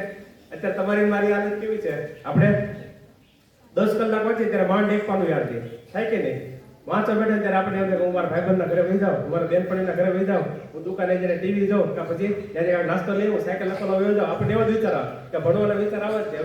અત્યારે આપણી આટલી ખરાબ હાલત છે. તો સ્વામીજી એકવાર વાંચેલી એને આખી જિંદગી યાદ નહોતું. તો રાજાએ એને એવું કીધું સ્વામીજીએ કે આ 3 જો 2 પુસ્તકો તમારી આંખ સામે વાંચ્યા, ત્રીજું પુસ્તક એટલું વાંચ્યું છે, એમાં જે પ્રશ્ન પૂછો એ પૂછો. સ્વામીજીને જેટલા પ્રશ્ન પૂછ્યા ને રાજાએ બધાના જવાબ આપ્યા. ખાલી એટલું જ નહીં, જવાબ આપ્યા એમ નહીં, પણ કયા ફકરામાં કઈ લીટીમાં કયો શબ્દ છે, કયા પાનો નંબર છે નહીં કહી દીધું. રાજા વિચારવા પડ્યો, કોઈ માણસ એટલું બધું ઝડપથી કઈ રીતે વાંચી શકે અને પછી આખી જિંદગી યાદ રહે એ રીતે. ત્યારે સ્વામીજી કહે છે કે જ્યારે હાવ નાનું બાળક હોય ને, એ પહેલા ધોરણમાં આવે ને, ત્યારે શિક્ષક એને પાટીમાં ક ખ ગ લખતા શીખવાડે. શું લખતા શીખવાડે? ક ખ ગ લખતા શીખવાડે, બરાબર. એને પહેલા એક અક્ષર લખવામાં તકલીફ પડે, પણ એ જ વિદ્યાર્થી જ્યારે 3જા 4થા ધોરણમાં આવે ને, ત્યારે શિક્ષક આખો શબ્દ એને લખતા શીખવાડે. રમે છે, ભમે છે, દોડે છે, કૂદે છે, આ કે ના? એ જ વિદ્યાર્થી જ્યારે 7મા 8મા ધોરણમાં આવે ને, ત્યારે આખું વાક્ય એક સાથે લખી શકે. હું શાળાએ જઈ રહ્યો છું, મારા પપ્પાનું નામ આ છે, મારા મમ્મીનું નામ આ છે. સ્વામીજી કહે છે કે 99% માણસો, 95 થી 99% માણસો આ દુનિયામાં છે એ પોતાના બુદ્ધિનો આટલો જ વિકાસ કરે છે. પણ સ્વામીજી કહે છે કે આની પછી પણ એક દરિયો છુપાયેલો છે. જો તમે તમારું મનને વધારે એકાગ્ર કરો ને, તો તમે અસીમિત શક્તિ મેળવી શકો. તમારું મન છે અતિશય શક્તિશાળી છે, પણ આપણને એનો ઉપયોગ કરતા આવડતું નથી. સ્વામીજી કહે છે કે આપણને આપણા શરીરનો સાચો ઉપયોગ કરતા નથી આવડતું, આપણને આપણા મનનો સાચો ઉપયોગ કરતા નથી આવડતું. એટલા માટે આપણે જિંદગીમાં કોઈ સફળ થઈ શકતા નથી. તો એકાગ્રતા છે, બરાબર, એની માટે શું કરવું પડે? નાડી શુદ્ધિ કરવી પડે, બરાબર. ડાબા નાકથી શ્વાસ લેવાનો, શ્વાસ રોકવાનો, જમણા નાકથી શ્વાસ છોડવાનો, જમણા નાકથી શ્વાસ લેવાનો, શ્વાસ રોકવાનો, ડાબા નાકથી શ્વાસ છોડવાનો. એવું 4 વાર કરવાનું. પછી હાથ આવી રીતે રાખવાના. કેમ રાખવાના? હાથ આવી રીતે રાખવાના અને ગોઠણ ઉપર રાખવાના, બરાબર. ગોઠણ ઉપર રાખવાના, આંખ બંધ કરવાની. શું કરવાનું? આંખ બંધ કરવાની. આંખ બંધ કર્યા પછી આંખ બંધ કરવાનો. બધા આવી રીતે હાથ રાખો ગોઠણ ઉપર. અત્યારે તમે જે બેઠા છો એને શું કહેવાય? સુખાસન કહેવાય. શું કહેવાય? સુખાસન. આમાં તમને દુઃખ નથી પડતું એટલે આનું નામ છે સુખાસન. આંખ બંધ કરો હાલો બધા. પછી હું કરવાનું છે એ તમને કહું. આંખ બંધ કરીને પછી શું કરવાનું છે? તમારે જોવાનું છે કે તમને કેવા વિચારો આવે છે. તમને સારા વિચારો આવે છે, ખરાબ વિચારો આવે છે, તમારા ભાઈબંધને મળવાના વિચાર આવે છે, બેનપણીને મળવાના વિચાર આવે છે, શિક્ષકને મળવાના વિચાર આવે છે, મેડમને મળવાના વિચાર આવે છે, ઘરે જવાના વિચાર આવે છે, તમારા મમ્મી પપ્પા હારે વાત કરતા એના વિચાર આવે છે, જમવાના જે કાંઈ વિચારો નહીં ખાલી જોવાનું. બરાબર? 2 મિનિટ એટલું કરવાનું. કેટલું? 2 મિનિટ. હવે બધા આંખ ખોલી નાખો. તો 2 મિનિટ ધ્યાન કરવાનું. બરાબર? આને શું કહેવાય? બેઝિક મેડિટેશન ટેકનિક, BMT, સામાન્ય ધ્યાનની પદ્ધતિ. ખાલી એટલું કરો ને તો તમારી ચેતનાનું સ્તર બહુ ઉપર જાય. અને 2 મિનિટ ધ્યાન કરવાનું અને 1 મિનિટ 36 સેકન્ડ નાડી શુદ્ધિ કરવાની. ખાલી 4 જ વાર. તમને એમ થાય કે નાડી શુદ્ધિ હુકામ કરવાની? સર અમને કુંભક રેચક તો કરાવે છે. તો તમે બધા સવારે 11 વાગે શાળાએ આવે કે નહીં? હમણાં થોડીક વારમાં અડધી કલાકમાં ઘરે જશો કે નહીં? બધા ઘરે જશો ત્યાં રોડ પર વાહન હાલતા છે કે નહીં? ફાટાનો બસ રિક્ષા હાલતા છે કે નહીં? હા કે ના? એ બધા ધૂળ ઉડાડે? એ બધી ધૂળ ક્યાં જાય? તમારા નાકમાં જાય. ક્યાં જાય? નાકમાંથી ક્યાં જાય? કરોડરજ્જુમાં જાય. ક્યાં જાય? કરોડરજ્જુમાં જાય. કરોડરજ્જુમાં જ્યારે ધૂળ જાય ત્યારે શું થાય? તમારી એકાગ્રતા ઘટી જાય. તમારી એકાગ્રતા ઘટી જાય એટલે તમારે કાંઈ પણ વાંચવાની કોશિશ કરો ને તમને યાદ ન રહે. એટલે નાડી શુદ્ધિ કરવાની ખાલી 4 જ વાર, વધારે વાર નહીં. પછી કોઈને એવું થાય કે રાતોરાત પહેલો નંબર લઈ આવું તો રાતો 200 500 વાર કરવા માંડો. ખાલી 4 જ વાર કરવાની છે, વધારે વાર નથી કરવાની. 4 વાર એટલા માટે કરવાની કે તમારું આસન છે, તમે જે બેઠા છો એ સ્થિર થાય એટલા માટે. બરાબર? આ આદેવાડીની બાજુમાં તે ઝાંઝરી હનુમાન છે. તો અહીંયા બજરંગદાસ બાપાનો જન્મ થયેલો. આપણે ભાવનગરની દો તમને ઘટના. કોઈ પણ જગ્યાએ મંદિરમાં જાઓ ને તો એનું જે આસન હોય એની કિંમતી હોય. શું હોય? આસન. આપણે બધા મૂર્તિના પગે લાગીએ પણ બજરંગદાસ બાપાનો એક ડાયલોગ છે. બરાબર? કે આપણે સંતોના પણ એટલે દાસોના પણ દાસ થવાનું છે. પણ આવું બજરંગદાસ બાપાએ શું કામ કીધું? કારણ કે જે આસન ઉપર બેસીને એ લોકો ઈશ્વરના દર્શન કરે ને એ બહુ કિંમતી હોય. બરાબર? તો તમે જે આ બધા બેઠા છો, બરાબર, તમારું જે આસન છે એ 6 મહિના પછી સ્થિર થાય. પછી તમારે દરરોજ કરવું પડે. તો 3 મિનિટ ને 36 સેકન્ડ કેટલી? 3 મિનિટ 36 સેકન્ડ. 2 મિનિટ ધ્યાન કરવાનું, 1 મિનિટ ને 36 સેકન્ડ નાડી શુદ્ધિ કરવાની. આટલું કરવાનું સવારે 4 થી 8 અને સાંજે 6 થી 8 માં. શું કામ? કારણ કે સ્વામીજી કહે છે કે આ દુનિયાની અંદર જેટલા પણ માણસો છે, અત્યારે દુનિયાની વસ્તી 800 કરોડ છે. બરાબર? ભારતની વસ્તી 140 કરોડ છે. ભાવનગરની વસ્તી આખા જિલ્લાની ગણો તો 20 લાખ, શહેરની ગણો તો 8.5 લાખ છે. બરાબર? આ 2 સમય એવા છે, સવારે 4 થી 8 અને સાંજે 6 થી 8. આ 2 સમયની અંદર જ્યારે તમે ખાલી નાડી શુદ્ધિ કરશો ને ધ્યાન કરશો 2 મિનિટ, તો શું થાય કે તમારા 2 નાક પછી જે શ્વાસ આવતો હોય એનો સમય વધી જાય. તમારા 2 નાક પછી જે શ્વાસ આવતો એનો સમય વધે તો તમારી એકાગ્રતા વધે. તમારી એકાગ્રતા વધે તો તમે ફટાફટ અભ્યાસમાં પ્રગતિ કરી શકો. હાવ સાચી વાત. 3 મિનિટ ને 36 સેકન્ડ કેટલી? 3 મિનિટ 36 સેકન્ડ. જો તમે તમારા જીવનને આપી શકો, તમારા હકીકતમાં પ્રગતિ કરવી હોય, તમારા ખિસ્સામાં ભલે 1 રૂપિયો ન હોય, સ્વામીજી તમને ગેરંટી આપે છે, વોરંટી નહીં, ગેરંટી. તમારા ખિસ્સામાં ભલે 1 રૂપિયો ન હોય, સ્વામીજીને જોઈ લો. સ્વામીજી સાધુ હતા, એના ખિસ્સામાં 1 રૂપિયો નહોતો, એની પાસે બેંક બેલેન્સ નહોતું, એની પાસે જમીન જાયદાદ કાંઈ નહોતી. પણ સ્વામીજીની જન્મ જયંતિ દુનિયાના 180 દેશો ઉજવે છે, મુસ્લિમ દેશો ઉજવે છે. શું કામ? કારણ કે સ્વામીજીના વિચારો કેવા હતા? તેજસ્વી હતા. એટલે જીવનમાં દર વખતે પૈસા તમને મદદ કરે એવું જરૂરી નથી. સમજાણું? એટલે પૈસા માટે પાગલ થવા કરતા એકાગ્રતા વધારો, શક્તિશાળી બનો, આત્મશ્રદ્ધા રાખો, તો તમે પ્રગતિ કરી શકશો. તો એકાગ્રતાનું હજી એક ઉદાહરણ લઈ લો. સ્વામીજી જ્યારે અમેરિકામાં હતા ત્યારે બધા કાઉબોયઝ હતા ને, મેં તમને કીધું કાઉબોયઝના હાથમાં બંદૂક હોય, તે બધા કાઉબોયઝ હતા ને એ ઈંડા હોય ને ઈંડાના પોટલા ફોડતા હતા નદી ઉપર. નદી ઉપર કાંઈક નિશાન લેવું ને બહુ અઘરું હોય, કારણ કે નદીમાં સતત તરંગ આવતો હોય. બરાબર? આજે દિવાલ છે, દિવાલનું નિશાન નહીં હોય તો આવેલું, કારણ કે દિવાલ હલતી નથી, પણ નદીની અંદર પવન આવતો એટલે તરંગો આવતા હોય.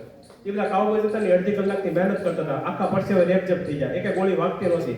સ્વામીજી પુલ પાસે ઉભા હતા, સ્વામીજી થોડું હસ્યા તો એ બધા કાઉબોયઝ હતા ને એને ગુસ્સો આવી ગયો. Oh you think that it is very easy, બરાબર? You take the rifle and shoot the shot, you will see how you can shoot. સમજાણું? એનું કીધું કે લે, તમને એવું લાગે છે કે આટલું સહેલું કામ છે, તમે બંદૂક લો ને નિશાન લો, અમે જોઈએ છે કે તમે નિશાન કઈ રીતે લો છો. સ્વામીજી જીવનો કદી બંદૂક હાથમાં પકડેલી નહીં. સ્વામીજીએ પૂછ્યું કે આ બંદૂક કઈ રીતે ચલાવવાની? તો ઓલા બધા કાઉબોયઝ હતા ને એકબીજામાં જોવા મળ્યા. એટલે આ હું વાત કરે, કારણ કે જિંદગીમાં કદી બંદૂક નથી પકડી. પછી એને શીખવાડે કે જો અહીંથી ગોળી નાખવાની અને ટ્રિગર કહેવાય અને દબાવ એટલે ગોળી છૂટે અને અહીંથી નિશાન લેવાનું. સ્વામીજીએ શીખી લીધું. આંખ બંધ કરીને નિશાન લીધું એટલે બધા ઈંડાના પોટલા વિંધી નાખ્યા. ત્યારે ઓલા બધા કાઉબોયઝ હતા ને એ બધા અંદર ચર્ચા કરવા માંડ્યા કે oh this gentleman was telling us that he don't know how to shoot the rifle and now he has shoot the rifle, he has shoot the shells, he may be a very experience person. બરાબર? હું કીધું હમણાં આ માણસ આપણને પૂછતો હતો કે બંદૂક કઈ રીતે ચલાવવાની, આ તો 30-40 વર્ષથી બંદૂક ચલાવતો એવું લાગે છે. બરાબર? ત્યારે સ્વામીજી કીધું મેં આજ પહેલા જીવનમાં કદી બંદૂક હાથમાં પકડી પણ નથી, પણ હું ધ્યાન કરું છું. શું કરું છું? ધ્યાન. ધ્યાન કરું છું એટલે મારું મન એકાગ્ર છે, એટલે હું ધારું એટલી શક્તિ ઉત્પન્ન કરી શકું. સ્વામીજી કહે છે કે આપણું મન શક્તિશાળી છે. સૂર્ય 8મા ધોરણમાં કેટલા બહેનો ભાઈઓ છે? 8મા ધોરણમાં તમારે વિજ્ઞાનના પાઠ્યપુસ્તકમાં એક પ્રયોગ આવે છે કે સૂર્યનો તડકો હોય ને, બરાબર, સૂર્ય અત્યારે છે જ તે, સૂર્ય ભગવાનની હાજરીમાં, બરાબર, તો સૂર્ય દાદા હોય અહીંયા તમારે બિલોરી કાચ રાખવાનું, એની પાછળ કાગળિયું રાખવાનું, તો શું થાય? સૂર્યના જેટલા પણ કિરણો છે એ બધા એકાગ્ર થઈ જશે અને કાગળ ઉપર પડશે એટલે કાગળિયું હળગી જશે. એવો પ્રયોગ આવે છે તમારે, બરાબર.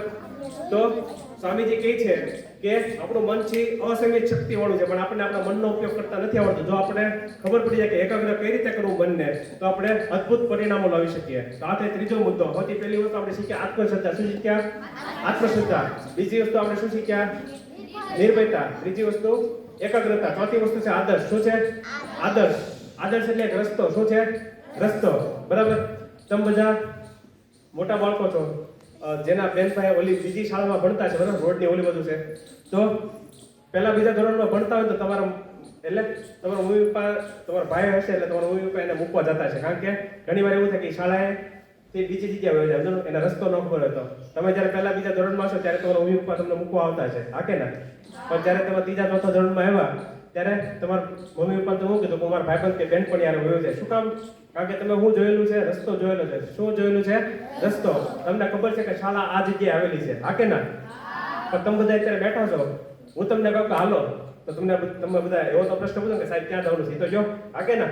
કે સીધા હાલો ગુંડો ગાંડા જેમ, બરાબર, પૂછો તો કરે કે ક્યાં જવાનું છે, હા કે ના? જેવી હમણાં 5 વાગશે ને 5 મિનિટ કે 10 મિનિટ થાય, જેને બહુ શાળા પ્રત્યે પ્રેમ છે ને દરવાજાને ટીંગા છે 5-10 મિનિટ, પછી 10 મિનિટ મોડો થાય. પણ જેને જરી કે શાળા નહીં ગમતી સીધો દોડતો ઘરે જ રહ્યો હતો, કે આ શાળા બંધ છે, આપણે ભણવું નથી, એ વહેલા આવે. પણ જેને બહુ શાળા પ્રત્યે પ્રેમ નહીં છે, સાહેબ તાળું વર્ષે ત્યાંથી ટીંગાતો હશે, કે આ સાહેબ જોરદાર ભણાવે છે, સમજો આપણે બહુ મજા આવે શાળાએ. તો જેને બહુ મજા આવતી હોય શાળાએ 10 મિનિટ મોડો પક્ષે કરે, પણ જેને બહુ કંટાળો થાય સીધો દોડીને ઘરે વહી જાય. શું કામ? કારણ કે એને શું ખબર છે? ઘરનો રસ્તો ખબર છે. શું ખબર છે? ઘરનો રસ્તો ખબર છે. તો સ્વામીજી કહે છે કે બે છોકરા કે બે છોકરીઓ છે, એક છોકરો કે છોકરી છે એની પાસે આદર્શ નક્કી છે. શું છે? આદર્શ નક્કી છે. અને બીજો છોકરો કે છોકરી છે એના જીવનમાં આદર્શ નક્કી નથી. તો જે છોકરો કે છોકરી છે એના જીવનમાં આદર્શ નક્કી છે. શું નક્કી છે? આદર્શ. એ ખાલી 500 ભૂલ જ કરશે. શું કરશે? 500 ભૂલ જ કરશે. પણ જેના જીવનમાં આદર્શ નક્કી નથી, જેને ખબર જ નથી કયા રસ્તે ચાલવાનું છે, 50,000 ભૂલ કરશે. શું કરશે? 50,000 ભૂલ કરશે. એટલે સ્વામીજી કહે છે કે આદર્શ હોવો ખૂબ જરૂરી છે. કારણ કે આદર્શને કારણે તમે ઓછા સમયમાં સફળતા મેળવી શકો. હું તમને નાનું તો ઉદાહરણ આપું. તમારી જેમ એક સરકારી શાળામાં એક છોકરો ભણતો, ભાવનગર સાથે જોડાયેલી ઘટના છે એટલે તમને વધારે ખબર પડશે. તો એ પણ સરકારી શાળામાં ભણતો હતો. એની શાળામાં હવે એક કાર્યક્રમ થયો.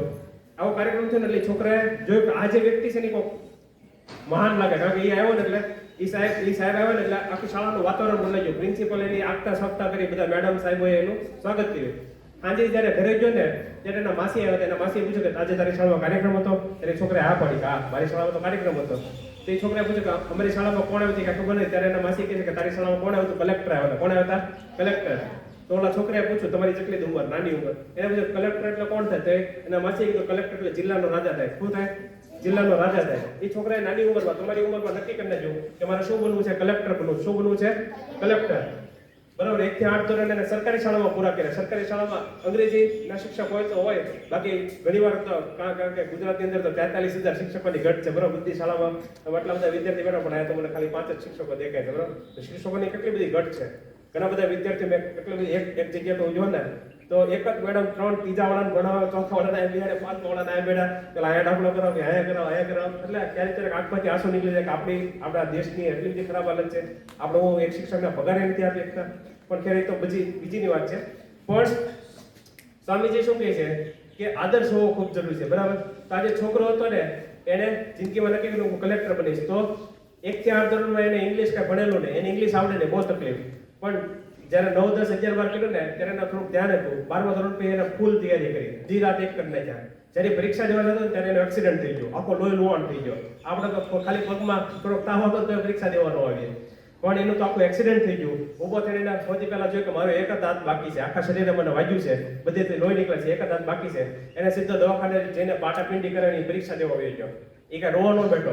એને ભગવાનને એટલું જ કીધું કે હે ભગવાન તારો ખૂબ ખૂબ આભાર કે તે મારો એક હાથ બાકી રાખ્યો. એ હાથેથી પરીક્ષા લખી અને આખા ભારતમાં એનો નંબર આવ્યો. 1 થી 1000માં એને 500ની આસપાસ નંબર આવ્યો હતો. એને સૌથી પહેલી નોકરી ભાવનગરમાં મળી. બરાબર. એનું નામ સાહેબ તમે સાંભળેલું છે, IPS સફીન હસન. બરાબર.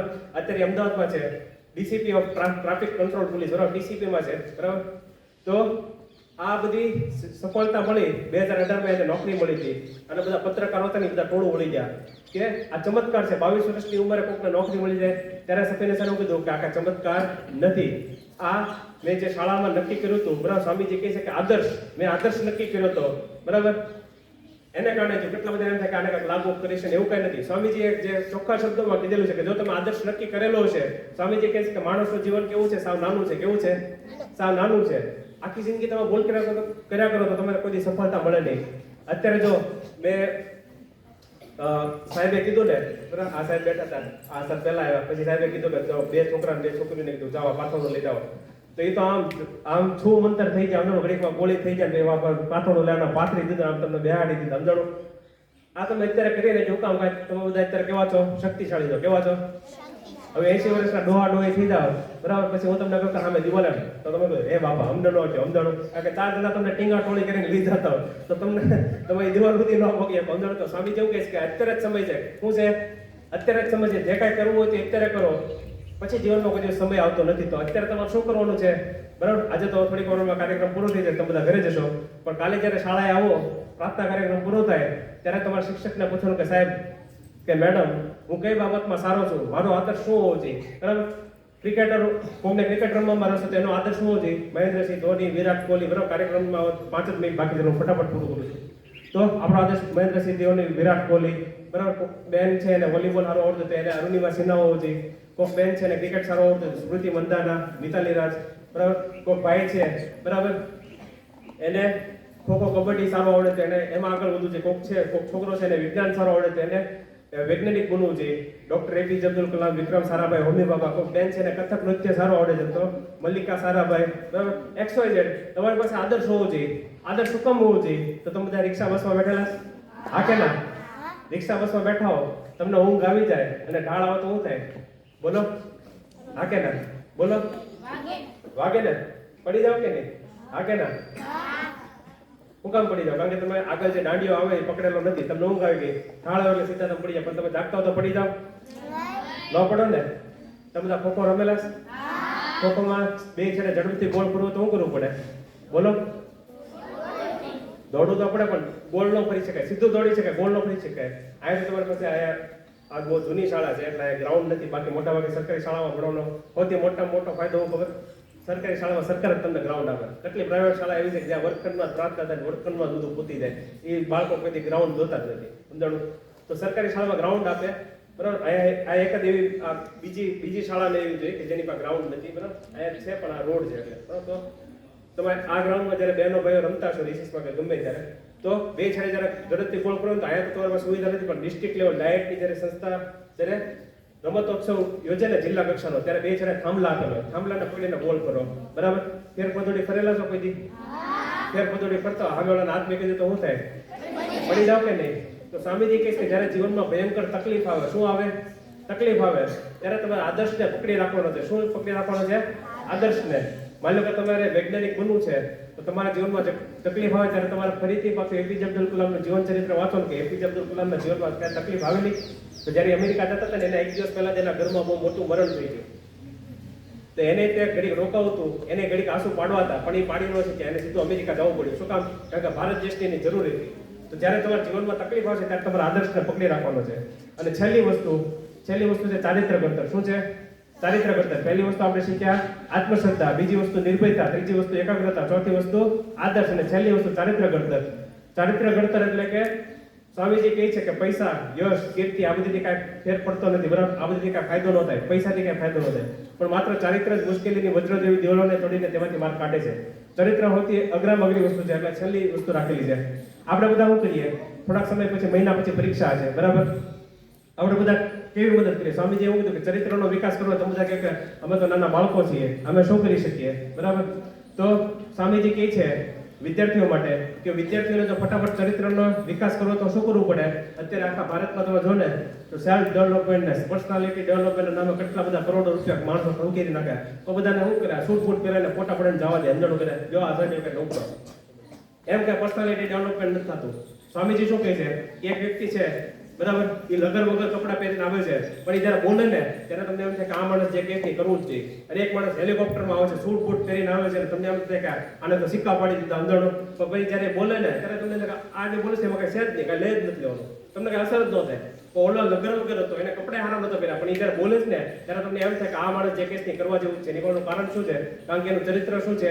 મહાન છે. જે હેલિકોપ્ટરમાંથી આવ્યો એનું ચરિત્ર મહાન નથી, ચરિત્રહીન છે, એટલે એના શબ્દોની કઈ અસર નથી. પણ સ્વામીજી કહે છે કે જે હાવ સામાન્ય વ્યક્તિ હતો પણ એના શબ્દોમાં તાકાત હતી, એ ચરિત્રવાન વ્યક્તિ છે. સ્વામીજી જ્યારે અમેરિકામાં હતા 11 સપ્ટેમ્બર 1893 સ્વામીજીને 5 મિનિટનો સમય આપ્યો, બરાબર, શિકાગોની વિશ્વધર્મ પરિષદમાં કોલંબસ હોલ હતું, 7000 માણસો બેઠેલા. સ્વામીજી ખાલી 5 જ શબ્દો બોલ્યા, sisters and brothers of America. શું બોલ્યા?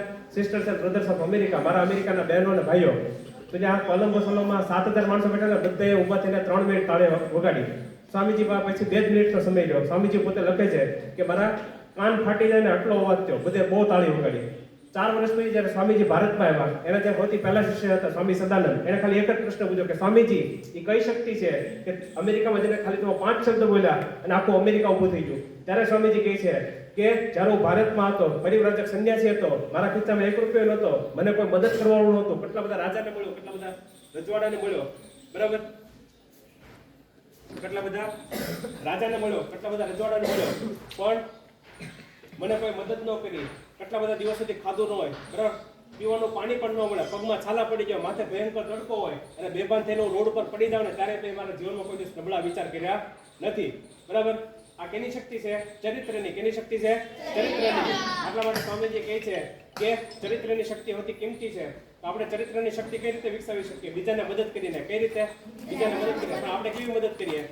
આપણે ભાઈબંધને ભાઈબંધ દાખલો દેખાડતો, ભલા બહુ જવાબ આવે દેખાડતો, આપણે પરીક્ષામાં આવે, આપણે સાહેબ સામે ઉભા આવે તો આપણને કઈ શરમ ન આવે, આપણે એમ ન થાય કે આ સાહેબ કે મેડમ આમ ઉભા છે ચોરી ન કરે, તો આપણે એવી મદદ કરાવીએ. પણ જો હકીકતમાં મદદ કરાવવી હોય તો કેવી મદદ કરાવવાની? તમારા ભાઈબંધ કે બહેનપણીને કહી દેવાનું હું તને આખું વર્ષ મહેનત કરાવીશ, બરાબર. 11 થી 5 માં તો આપણા શિક્ષકો બેઠા છે, તમને મદદ કરાવશે. પણ જ્યારે તમે ઘરે જાઓ, તમને ગણિત કે વિજ્ઞાન ખાવાનું આવડતું તો પરીક્ષામાં ચોરી કરવાની જગ્યાએ ભાઈબંધ કે બહેનપણીને એમ કહો કે હું તને દરરોજ 1 કલાક ગણિત કરાવીશ કે વિજ્ઞાન કરાવીશ કે સમાજ વિદ્યા કે હિન્દી, ગુજરાતી, સંસ્કૃત જે આવડતું હોય, પણ તને પરીક્ષામાં ચોરી નહીં કરવાનું. પરીક્ષામાં જો તું ચોરી કરીશ તો હું તને શિક્ષકમાં પકડાવી દઈશ. જો ભાઈબંધ કે બહેનપણીની હકીકતમાં એવી મદદ કરશો ને તો તમારું ચરિત્ર પણ મહાન બનશે અને તમે બધા ભયંકર પ્રગતિ કરશો, તમારું આખા ભારત દેશમાં નામ હશે. પણ આવું કરવાનું છે, બરાબર, આળસ નથી કરવાની. અને બીજું શું તમે શું કરી શકો?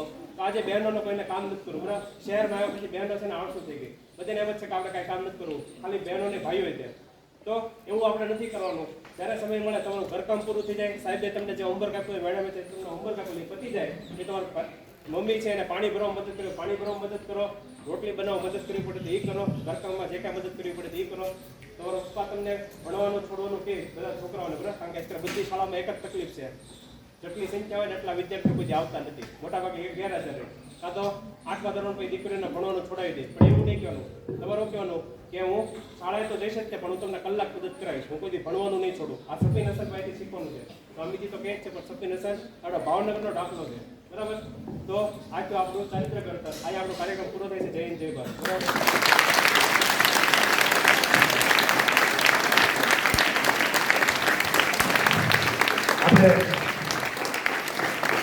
આપણે હવે 5 મિનિટ છે, અહીંથી તમને જે પુસ્તક આપે ને પછી આપણે ફોટો પડાવશું, પછી તમે બધા પૂછતા, બરાબર.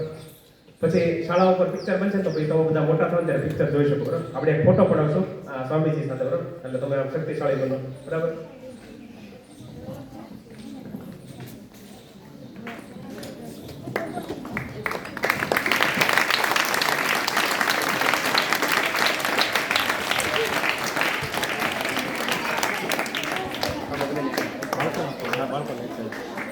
આપવા મોટા ને બેન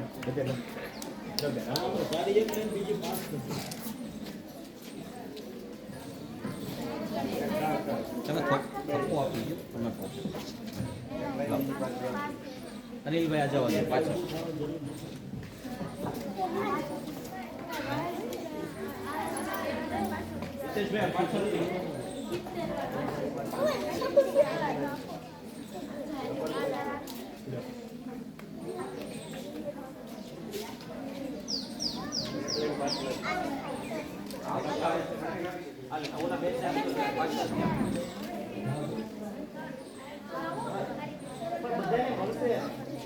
ભાઈ હાથ ઊંચો નહીં કરો.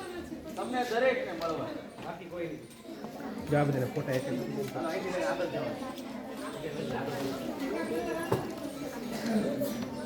હા, હા.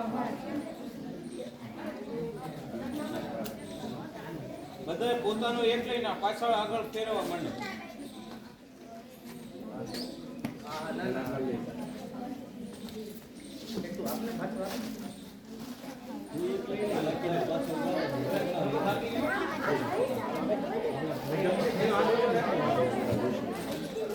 મેં આપ્યા આમ તો સરને પાસે. હાલો, બાકી વાત તો કરો ને પણ. બાકી કઈ બાજુ અમે જાય. હાલે કેમ અહીંથી પાછળ આપી દો. બધાને એક આપવા માંડો, ટાઈમ નહીં બગડે.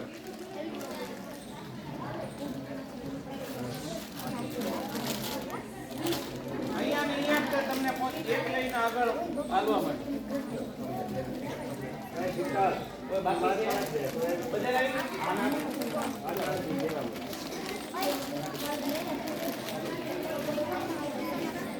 હવે કોઈ બાકી? ચોપડીમાં બાકી? હાલે. એક, બે, ત્રણ, ચાર. ઓલામાં આપી દે. જો આ બાજુ આપી દે. હાલ્યો બેન. બેન. અહીંયાથી એક એક આપો.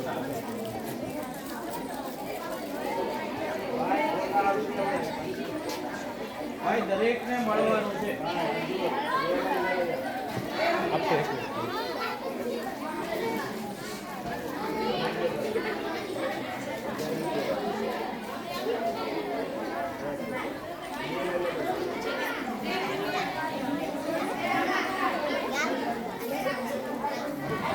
ભાઈ ટટ્ટાર બેસી જાઓ અને કોઈ હાથ ઊંચો ન કરે, તમારી જગ્યાએ જ આવે. એ ભાઈ ફેંકીશ નહીં, આમ નહીં ઉડાડ, હાથો હાથ આપી. હવે જ્યાં વધ્યું હોય એની પાછું આવવાનું. બુક વધી હોય, ફોટોસ વધ્યા હોય, ચોકલેટ વધી હોય અને બાકી હોય તો કહી દો, એ બાજુની લાઈનમાં ફરીથી મોકલજો. ભાઈ બીજો ફોટો બીજું કાર્ડ આવે